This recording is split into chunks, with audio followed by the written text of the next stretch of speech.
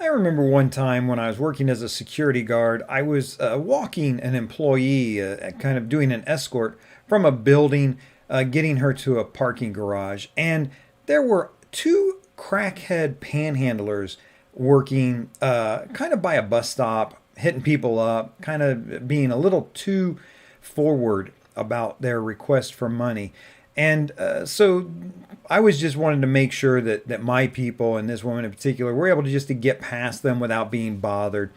And as we kind of walked by, one of the crackheads went back into an alley that had a back entrance to the building she had just come out of.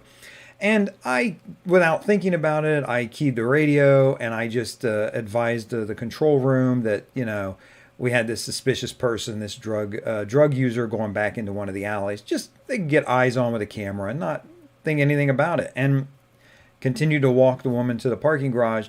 And she turned to me and she said, "We have people in that building. Should we tell them?" And I laughed. I didn't laugh a lot, but I definitely kind of, you know, about that guy. And I remember that, and I remember saying that, about that guy. In our world, private investigations, process serving, my brothers and sisters in security, we do some things so commonly, we forget how extraordinary they are to outsiders.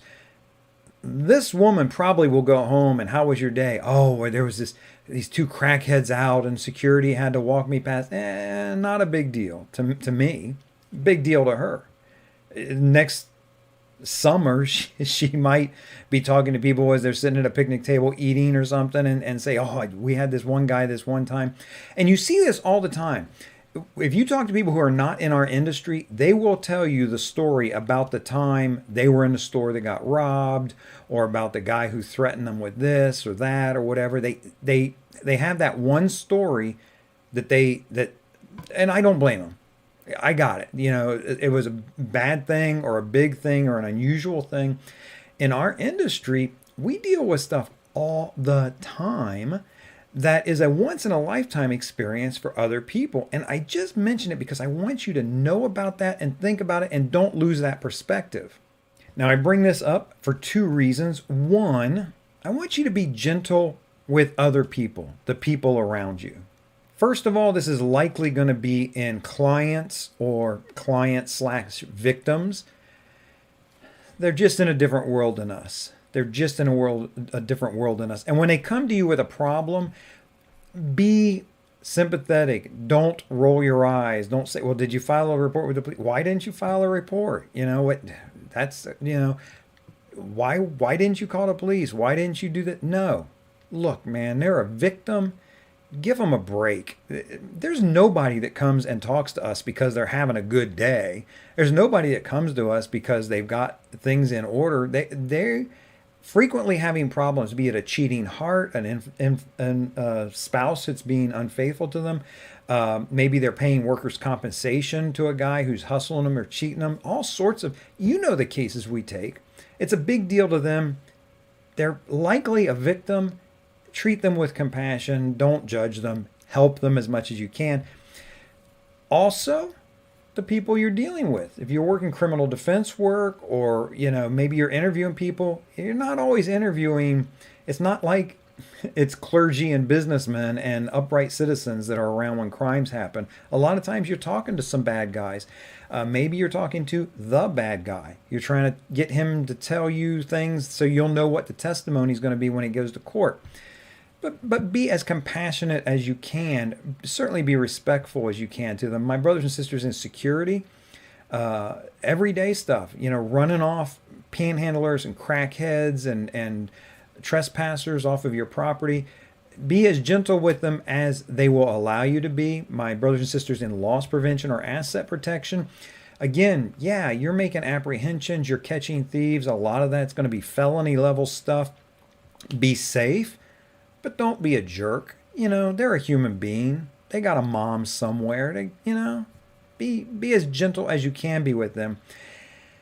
The last point I want to make, and this is the easiest one to forget of them all, really, it's codified. It was written down solidly by St. Francis de Sales hundreds of years ago. Be gentle with yourself. And especially in this case, I'm talking about the first time you have to deal with this, that, or the other. Whatever the problem is, no matter how much training you got, it's not the same as experience. It can move you way forward. It can be the big difference between success and failure on something. But the first time you have to deal with something, it can be, don't be too hard on yourself. If you witness a robbery in progress and you say, yeah, they took off northbound, and then you realize 5 minutes later, all the police are looking, and you was actually southbound, don't be too hard on yourself. These things happen. Cops mix up direction of travel.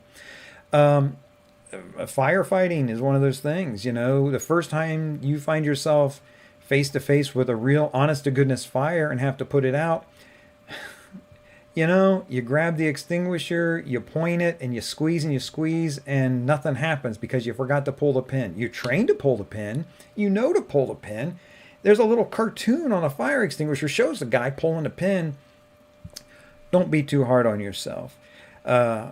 You'll do better next time. And in our world, in our line of work, there's going to be a next time.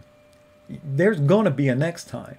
In the meantime, this is Larry K with ShadowAnyone.com. Remember, do the right thing, even if it's the hard thing.